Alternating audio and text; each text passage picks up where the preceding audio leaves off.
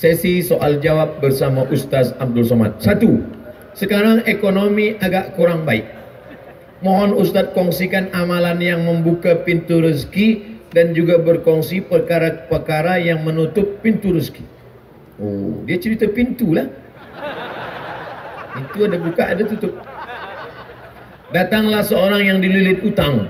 Ya Rasulullah, aku ni susah, dililit utang. Apa doa yang aku baca? Kata Nabi, minta perlindungan daripada 8. Allahumma inni a'udzubika minal hammi wal hazan wal ajzi wal kasal wal jubni wal bukhl wa dala'id daini wa ghalabatir rijal. Minta daripada 8. Allahumma inni a'udzubika minal hammi, selamatkan aku daripada susah hati, wal hazan, segala kesulitan dan kesulitan-kesulitan. Allahumma inni a'udzubika minal hammi wal hazan wal ajzi, lemah, wal kasal, malas, wal jubni, takut, wal bukhl, pelit, wa dala'id daini, dililit utang, wa ghalabatir rijal, dikuasai orang lain. Bila kita dah dililit utang, maka kita dikuasai orang lain, maka kita minta yang 8. Tapi jangan cuma baca doa saja, fahami maknanya. Ustaz, saya dah baca doa ni sebulan, kenapa hutang tak juga terbayar? Awak baca saja, ya, tak kerja. Orang yang berusaha tapi tidak berdoa sombong. Bekerja pagi petang siang malam, tak ada mau berdoa, sombong. Orang yang hanya berdoa tak mau bekerja, pesong. Oleh sebab itu dua-dua mesti kita buat. Tapi kan rezeki sudah dijamin Allah. Betul, ini rezeki dijamin Allah. Ini rezeki saya, air untuk saya, ditakdirkan untuk saya. Memang sudah dijamin oleh Allah SWT. Garanti ini punya Abdul Somad, tertulis di Lauhul Mahfuz, Abdul Somad. Tapi bila tak ada usaha nak buka tutup, nak masukkan dalam, boleh ke tengok aja masuk ke mulut? Mesti ada usaha. Oleh sebab itu maka banyak-banyak beribadah. Falyabudu rabb hadzal bait. Banyak-banyak engkau beribadah menyembah Allah. Kalau ibadah kau lakukan, Allah akan beri engkau doa. Apa dia? At'amahum min ju'. Bila engkau lapar, dia bagi makan. Wa amanahum min khauf. Bila engkau takut, dia beri engkau rasa aman. Kita kan dunia ni cuma 2 saja. Lapar, takut. Lapar, takut. Bila dah kenyang, takut pun hilang.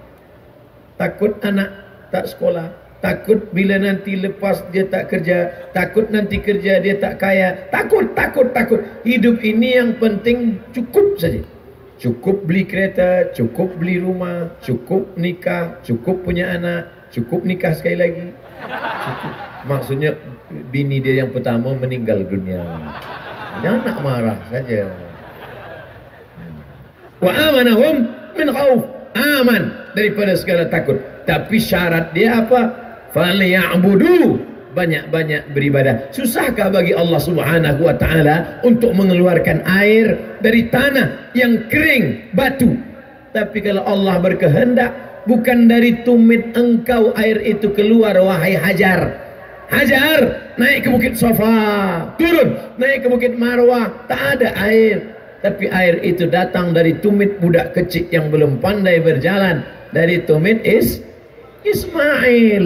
Tapi tumit Ismail, dia tengok air. Apa kata Hajar? Zamzami. Berkumpullah air. Berkumpul. Air itu berkumpul 3.800 tahun. Air itu tak kering. Tapi jangan gara-gara mendengar cerita ini, esok dia tak ada kerja. Awak kenapa tak kerja? Kenapa tak pergi office? Kata Ustaz Somad, bukan dari tumit kita rezeki itu datang. Dari tumit budak kecil. Betul, dari tumit budak kecil. Tapi tumit yang besar ini melangkah dulu ke Safa, melangkah dulu ke Marwah, pergi ke Safa, pergi ke Marwah. Dah tak ada baru. Padahal ayahnya Nabi Ibrahim alaihissalam, anaknya Nabi Ismail alaihissalam, istrinya perempuan solehah Hajar, 3 orang baik. Hajar tak ada angkat tangan, ya Allah bagilah air ya Allah, tak. Tapi apa yang dilakukan Hajar? Naik ke bukit Safa, naik ke bukit Marwah. Usaha, doa, fatawakkal ala Allah. Apa yang menutup pintu rezeki, Ustaz? Allah sudah tetapkan rezeki kita. Kenapa rezeki itu batal? Kenapa Allah tutup pintu rezeki? Dzalika bi anna Allah lam yakum mughayyiran ni'matan an'amaha ala qaumin. Allah tidak merubah rezeki itu.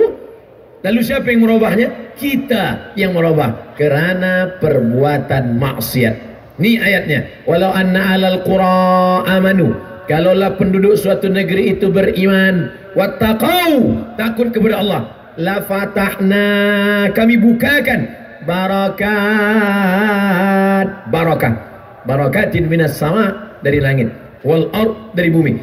Walakin kazzabu, manakala mereka dustakan ayat kami, manakala mereka sunyikan masjid kami, manakala mereka biarkan anak-anak yatim kami, akhadnahum, kami cabut. Kenapa Allah cabut barakah? Kerana fadzalikal ladzi yad'ul yatim, membiarkan anak yatim, membiarkan masjid, membiarkan orang susah, maka inilah penyebab pintu-pintu rezeki ditutup oleh Allah Subhanahu wa taala. Wallahu fi aunil abdi, Allah akan sentiasa menolong seorang hamba. Apa syaratnya? Maka al-abdu fi auni akhi, selama hamba itu mahu menolong saudaranya.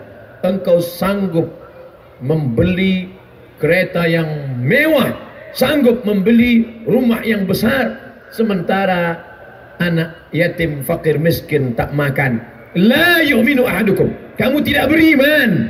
Tak beriman, kata Nabi, hatta yuhibba li akhi, sampai kau sayang kepada saudaramu seiman, ma yuhibbu li nafsi, sama seperti sayang pada diri sendiri.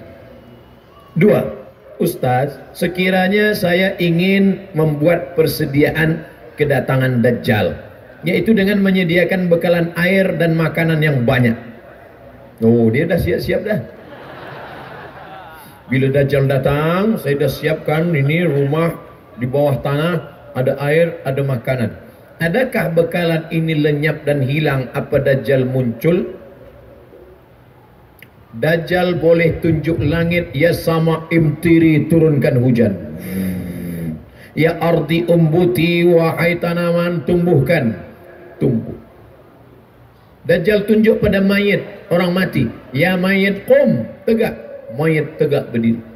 Bila suruh langit hujan, suruh bumi tumbuh tanaman, suruh mayat tegak berdiri, susahkah bagi Dajjal untuk berkata, hai yang siapkan makanan bawah tanah, hilang. Makanan yang kau simpan hilang. Handphone bawah hilang. Hilang. Dajjal punya kerja. Sebab dia nak tunjuk kafir. Jadi yang perlu kita siapkan ini apa? Tiga. Yang pertama, selepas sembahyang, sebelum salam, selepas tasyahud, Allahumma inni a'udzubika min adzabi jahannam wa min adzabil qabri wa min fitnatil mahya wal mamat wa min syarri fitnatil masihid Dajjal. Yang kedua, hafaz 10 ayat pertama surah Al-Kahfi. Yang ketiga, baca surah Al-Kahfi malam Jumaat. Man qara'a surat Al-Kahfi, siapa yang membaca surah Al-Kahfi pagi Jumaat, siang Jumaat, petang Jumaat, malam Jumaat, sebelum tenggelam matahari hari Jumaat, adha'a lahu, Allah Ta'ala beri dia cahaya, nur minan nur, cahaya ma bainal jumu'ataini, dari Jumat ini hingga ke Jumat ini, dari Jumat ini hingga ke Jumat ini. Kenapa hari Jumat? Sebab hari Jumat hari kiamat. Datang Dajjal hari ini, hari Sabtu, hari Ahad, dia baca hari Jumat, Allah berikan dia cahaya hingga ke hari Jumat, maka dia akan dipelihara Allah. Jumat ini belum kiamat, Jumat nanti kiamat, Dajjal datang, maka Allah akan jaga dia. Maka nanti minta tolong kepada ustaz, tuan guru, kita mengaji tafsir surah Al-Kahfi, supaya bukan hanya sekadar setakat membaca saja, tapi kita pahami maknanya dan amal perbuatan kita membuat Dajjal takut dan terselamatkan. Mudah-mudahan kita, anak cucu kita selamat daripada fitnah Dajjal. Amin. Tiga, mana yang lebih utama antara amanah dan rasa kasihan? Kita diamanahkan untuk menjaga satu institusi agama, membayar gaji pekerja. Ada di antara pekerja yang kurang komited dan gagal menunaikan tanggung jawab bekerja mengikut standar yang ditetapkan, walaupun diberi teguran dan nasihat berulang kali. Berapa kali? Hampir 10 tahun. Kalau ikut amanah, rasanya saya mesti buang pekerjaan ini. Tapi rasa kasihan, kerana nanti bagaimana dia nak menanggung anak, istri, mana yang lebih utama Ustaz? Amanah atau kasihan? La takhunullah, jangan kamu khianati Allah. War Rasul, khianati Rasul. Wa takhunu amanatikum, kamu mengkhianati amanahmu. Wa antum ta'lamun, dan kamu tahu. Maka oleh sebab itu kita mesti ada punishment, ada hukuman. Bila kamu tidak laksanakan ini, maka akan potong 10%. Bila 2 kali, 20%. Bila 3 kali, dalam Islam pun ada hukuman. As-sariqu, pencuri lelaki, was-sariqatu, pencuri perempuan, faqta'u aydiyahuma, potong tangannya. Ada hukuman. Sebab manusia ini dia tidak akan takut, dia tidak akan jera, dia tidak akan berhenti bila tak ada hukuman. Bahawa kita ada rasa kasih, ada rasa sayang, ya. Tapi bila dia tidak berhenti dari pengkhianatannya, dia akan bekerja tidak sesuai standar, maka kualiti produk akan berkurang. Kita ada zalim pada orang banyak. Rasa kasihan pada satu orang, yang kita kasihan 3 saja, dia, anaknya, bini dia. Tapi produk yang tak baik, sudah zalimi orang banyak. Kasihan kita pada 3 orang membuat kita aniaya pada banyak orang. Ingat, ada orang yang mati menghadap Allah, sembahyangnya banyak, puasa sunatnya banyak, zikirnya banyak, baca Qurannya banyak, tapi hilang. Sebab apa? Sebab amal yang banyak tadi diambil oleh orang-orang yang dia khianati. Maka kasihan boleh, tapi gara-gara kasihan kita tidak menjadi amanah, kita sudah berubah menjadi khianat. Lalu apa solusi? Apa yang dapat kita lakukan?